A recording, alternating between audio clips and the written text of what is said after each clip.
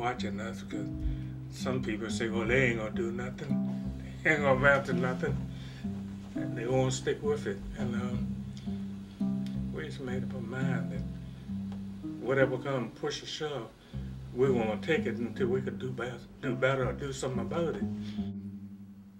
There were some practices that in place at the time, I guess you could contribute to ignorance. They resented us not only for being black, but because we were much more educated than they were, you know. And they let it be known, you know, sometimes. And I think as long as we live, that there will always be a difference.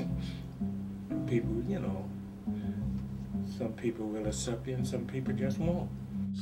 Even though we were segregated, I believe deep down, some of these people knew that they could do better, could do more than they were doing, but they just didn't do it.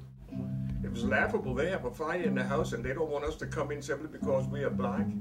It was laughable.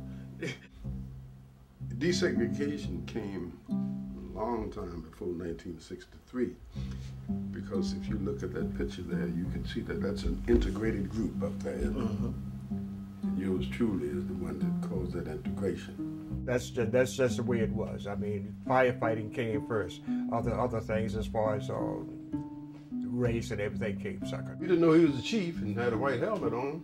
You would just think he was a spectator. But one thing he would say when the situation got bad enough, he'd tell one of his lieutenants, get on that radio and send me number 9. I don't care where they are on the assignment. Send me number 9. It speaks for itself. And that went on till they had the accident down on 5th Street. Things were not done as they should have been done. Now, we're not talking about procedures that were in place. We're talking about what could have been done. That's what frustrates me.